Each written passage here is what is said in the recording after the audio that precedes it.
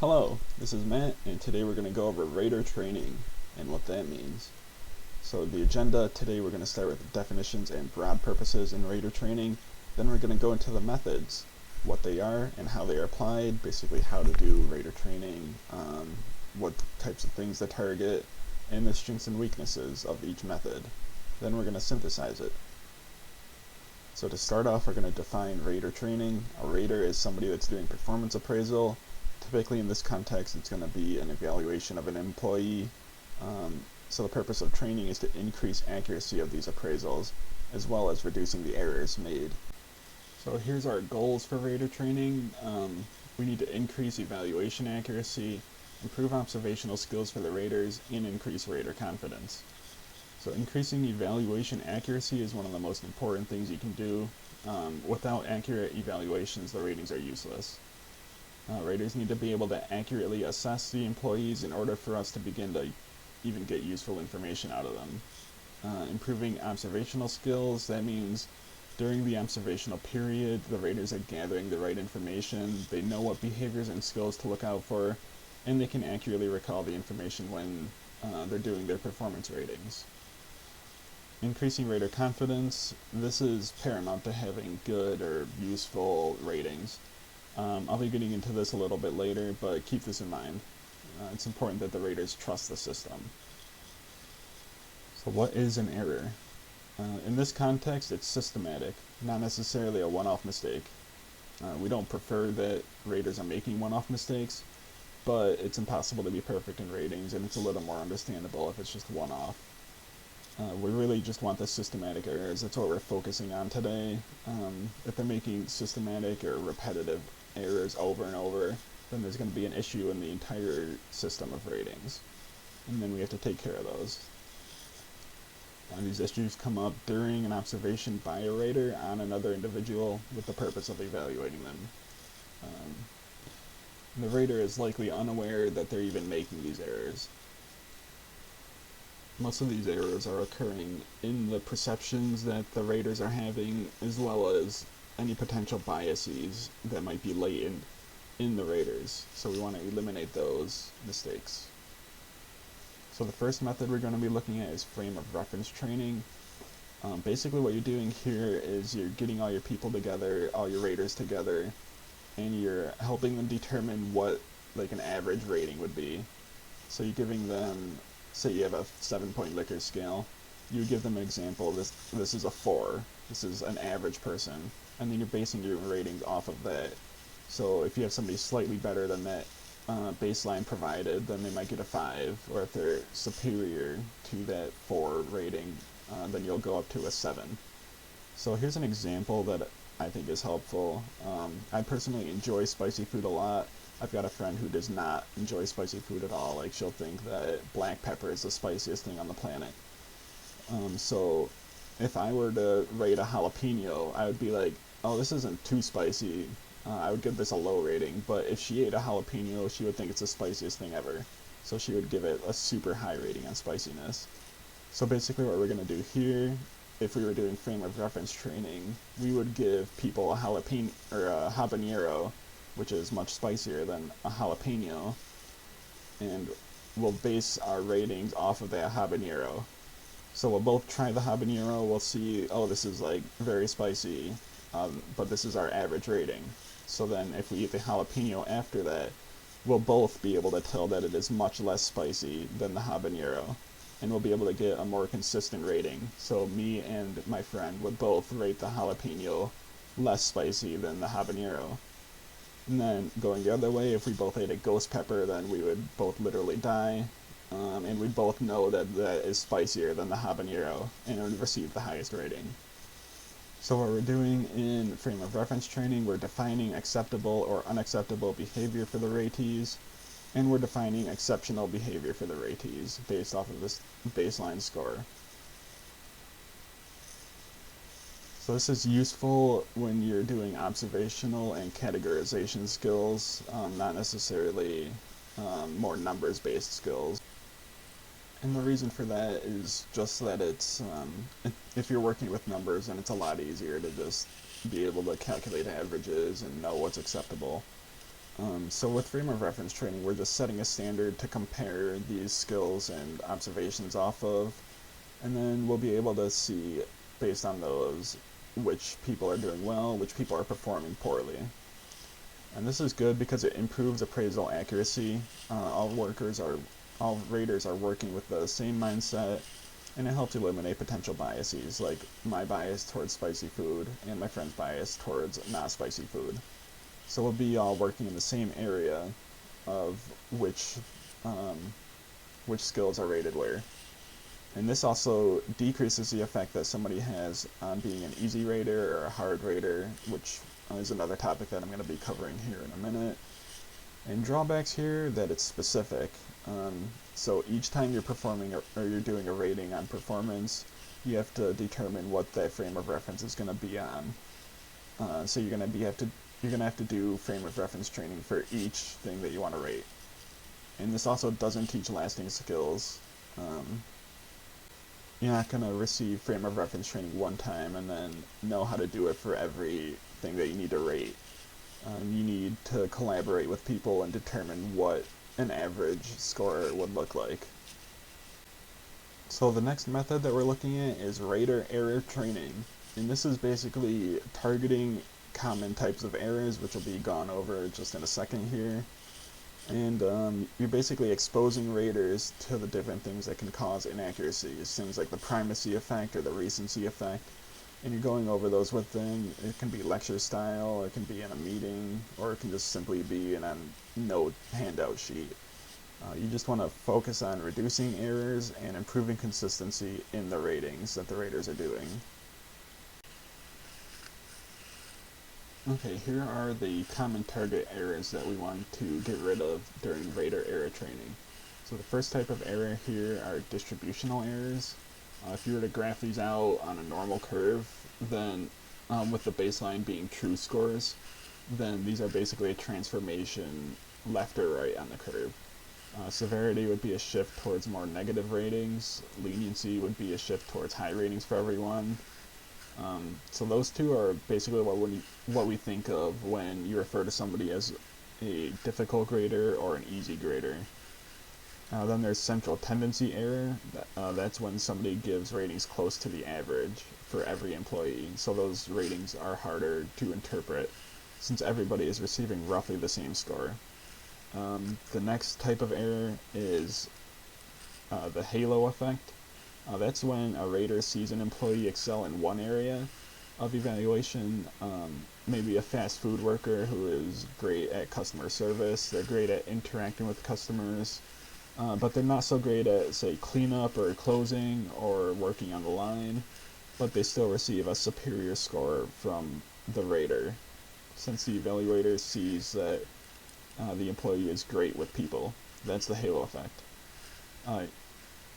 Still receiving the great score is the halo effect. So in rater training, raters will be made aware that this is something that can occur, and they'll try to not focus on the one thing that makes an employee good, or focus on the one thing that the employee is good at, rather. And you want to focus on the entire body of work. Next up is the similar to me effect. This is pretty self-explanatory. Raters who make this error give higher ratings to employees who share common traits with the rater. People like people who are similar to themselves, and that can worm its way into ratings. This also goes the other way in that raters might give people unlike them lower scores, which is another thing to be aware of and to watch out for. This is kind of an area where I think rater error training on its own fails, in that raters may ignore this, since they may feel their feelings are justified because they dislike them for their work. So that can be a trap to fall into.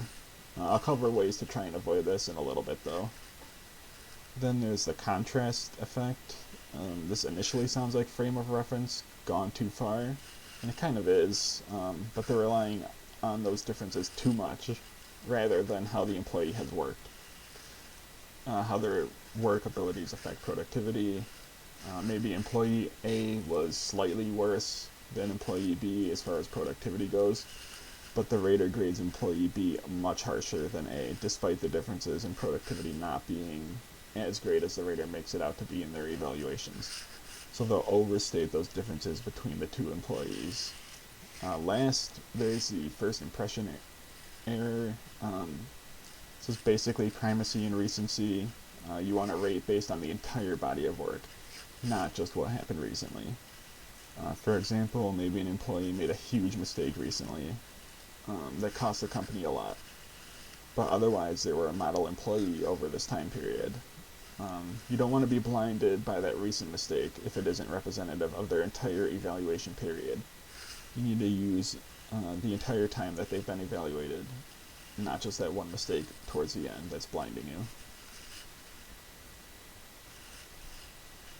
So, rater error training examples. This is kinds of things that you'll put on a handout if you're training these employees, or if you're training these raters on evaluations. So the first one, have I looked at this employee's competencies over time, or have I generalized according to initial perceptions of her or him? That's basically getting at the primacy and recency effect. You want the entire body of work. And then another one is, have I recognized any biases I may have so I do not let them influence my judgments? You can see that these are pretty on the nose, they're direct, they're not subtle, but these are the types of things that you want to train on. You want them to be aware that they might have biases that are affecting their judgments, and you want to eliminate those. And of course you want HR to be available if they have any questions or any other issues to be aware of. And these are just two examples of a full list that you might hand out to your raters. Okay, next up are the benefits and drawbacks of rater error training. First off, it's simple, it's cost effective. All you're really doing is making your raters aware of what could potentially be clouding their judgments. The only costs are the time it takes to either make the handout or hold the meeting, or both. Another benefit is that you're reducing the amount of errors made by raters during evaluation. So they're more likely to produce consistent information or ratings as well. A drawback of this is that it's not necessarily improving the accuracy of the evaluations, but rather the evaluations will be more consistent and error-free. You'll just be getting the rater's interpretations of the employees' performances. The main errors that this type of training improves are the halo effect and the leniency effect, which are two big ones. Those are ones that are where being simply made aware of can really help. And then increasing trust in the system. This is a huge one. I really can't stress this enough. Again, I'll cover this later, but raters and ratees having trust in the system is very important, and it ensures that the raters feel justified in their ratings, and that they can make these evaluations in confidence. And then the ratees having higher trust in the system is important as well, so that they feel that they are receiving accurate ratings with justification, and they don't need to worry so much about biases from raters. The next method is performance dimension training. So what's happening in this method is that the targets of analysis are being described to the raters. They're getting examples of good behaviors or good performance, and definitions of what good behavior looks like and how to identify it. Then you're also explaining what the important competencies are at the job. This is helpful for raters because it gives them a more accurate depiction of what they should be looking out for. It helps clear up some of the ambiguity they might feel going into their evaluation of performance, which is good. Clearing up ambiguity is always helpful, and this also provides raters the same basis from which to make their judgments. So one rater isn't evaluating one aspect of the job more heavily than another, because they feel that that's the most important aspect of the job. No, they'll be able to see the types of behaviors they should be focusing on. That's what the performance dimension is. This is another one that can be done via handouts or meetings or lectures where you go over what the different performance dimensions being evaluated are. But in performance dimension training, another helpful tool is videos that show the behavior being evaluated. Like you're getting video examples of what those behaviors are. For example, at Subway, we had the rule that you put six of a vegetable that can be counted on a sandwich, and it's actually something the manager is kind of strict about, especially with like olives, because apparently there's like an olive shortage. And my coworker actually got reprimanded for it by putting like 20 olives on someone's sandwich, which was requested. You know, people would always ask for more than 6 olives on their sandwich because it looks like nothing's on there.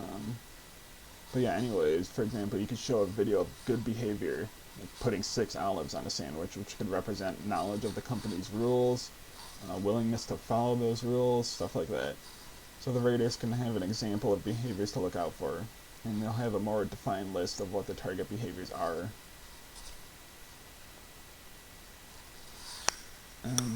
And performance dimension training should provide you with more accurate rating distributions. The raters know what to look for, which behaviors to acknowledge and grade on, and it helps cut out any irrelevant information from the evaluation. Like, oh, Matt showed up to work with unkempt hair. That's not a dimension that affects performance, so they'll know not to grade on that, unless appearances are something that matters in the line of work. The training should also reduce the halo effect. You'll know all the behaviors being targeted, so you'll be able to focus on all of those instead of just one dimension, which again is what the halo effect is. Focusing on one dimension of the work rather than the entire body of work. Benefits and drawbacks of performance dimension training. Again, it's cost effective, less so if you use video training modules, which you probably should if you're doing this type of training over another, but still not as expensive as trainings in other areas. You can still do this easily and quickly. This training is very easy to implement and easy to understand, and the raters will easily understand what is being asked of them, and it should help them a lot in understanding what they are grading on. Again, this helps remove ambiguity and get everybody on the same page about what they should be evaluating. Drawbacks. This does nothing to affect distributional errors. A hard grader who experiences severity, error, and grades everybody poorly, they have no incentive to change that behavior. They'll just continue grading everybody poorly. It also doesn't help if somebody is having contrast errors. They'll still be rating people based on differences in performance between employees, like it's a competition. If you're planning on doing this type of training, I would recommend doing it in conjunction with another type of rater training, such as frame of reference training. That would help cover the gaps that this type of training does not cover. I think frame of reference training would be best in conjunction with this.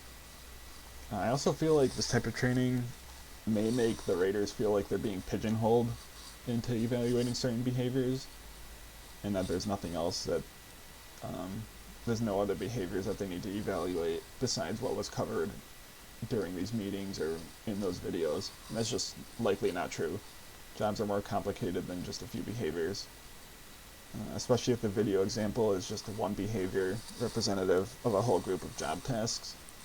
There's more to them than that, and I think it would be important to stress that during the training.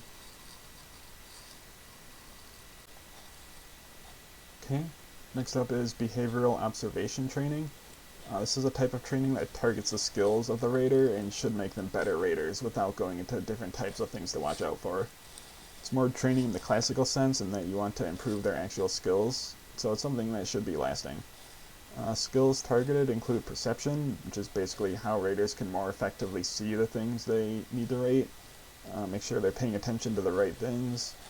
Detection, which is realizing that the behaviors that they have seen are relevant and that they are something that should be noted. Recollection of behaviors of ratees. This is ways to aid in remembering the relevant information, not like improving memory specifically, but how to retrieve that information, such as better note-taking. That's something important that helps recollection both inherently as well as simply record keeping. So you can look back upon those and you can be sure that something happened the way you remember. It also provides more concrete evidence of target behaviors of ratees that you've seen. Taking notes does. And then another way that you can help in recollection is contextual. You provide context for when a behavior may have occurred, and you help guide the rater into remembering it more clearly, which should lead to better evaluations. So this type of training commonly has simulation scenarios, which can be role play, in which you provide examples of behaviors. You have somebody act out those behaviors, and you'll basically be training how to spot those behaviors. You can also do written assignments, like asking questions such as, provided the following scenario, describe what the employee did right and what they did poorly. And that helps the raters learn how to look out for those behaviors in the future in live scenarios. You can also do collaborative discussions in which raters discuss how they spot behaviors and their different techniques on recollection and behavior analysis. So they're basically working together to discuss different methods that they personally use and what they've found helpful.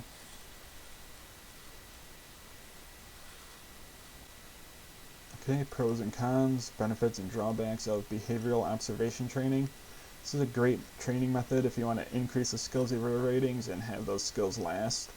It teaches them great skills that are helpful both in rating as well as in general, especially with the note-taking abilities. They'll be able to better identify and remember target behaviors and take great notes on them. This method had the largest effect size as far as rating accuracy goes, and it also does a great job of decreasing the amount of systematic errors made. Primacy and recency, that's a huge one that basically gets eliminated with the recollection abilities and skills. Halo effect is another one that's worth noting. That decreases with the note-taking and better observation skills. So they'll have more to go off of. They'll know not to base it off of just one behavior that they see as good. As well as contrast effects that are, there would be no reason to compare when you have all the information needed. You've written everything down, you know how to recollect and better evaluate your employees. Drawbacks, it's the most complicated method, it takes more time to perform, and it's also susceptible to distribution errors, just like some other training methods. It does nothing to affect how strict or how lenient a grader is, so that's another thing to watch out for when performing behavioral observation training. Okay, now we have some unstructured goals, which are more things that should be happening in the company in order to better improve the outcomes of performance evaluations, as well as the performance of the ratings themselves. So first, a goal of the organization is to have trust in the system as far as ratings go. This was mentioned earlier, as some of the methods can help increase trust in the system, such as frame of reference training or rater error training. But why is this so important? Performance evaluations can be a stressful time, and both raters as well as the ratees need to be aware that the system in place is unbiased and will provide fair evaluations. If the ratees feel that the raters are going to manipulate the appraisals to for example, make the department look good, or if they'll lower your score if they simply don't like you as a person, then there's going to be a lot of anxiety during the process, and the appraisals won't be given as much merit. And having trust in the system will go a long way in making performance appraisals effective. If there's no trust in the system, then there's basically no reason in doing the appraisals, because nobody's going to take them seriously. So one way this can be done is by holding raters accountable, not by threatening or anything aggressive, but rather have them know that they need to do a good job. They need to make accurate ratings, and if they have no incentive to avoid systematic errors, then they are likely to end up making them. So the accountability goes a long way in improving consistency in ratings, as well as trust in the process. Another important facet of this is managing reactions during the appraisal process. Again, it's a stressful time, and you don't want employees feeling emotionally exhausted. So ensuring them that the process is valid and following through with those assurances is important. They need to feel the trust, and it goes the other way as well. The supervisors or raters need to know that the appraisal process can help the employees change as well, which will help build a better work environment. That's why you're doing these appraisals, to make better employees. Okay, so which method to use? There's frame of reference training, radar error training, performance dimension training, and behavioral observation training. Really, any of these are good, but I wouldn't use all of them at once, as there's diminishing returns as you add more types of trainings. I'd probably use 2 of them at most, and one of them would likely be frame of reference training. So that one provides help in every rating situation, and it can be altered to fit any context. It's always going to be relevant. Then you can add another one in conjunction if you want to further improve the rating process. I think an ideal situation would be to perform frame of reference training after doing behavioral observation training, as they'll gain those skills from behavioral observation training, and then the contextual knowledge gained from frame of reference training. So the trainings will cover the most ground without too much overlap.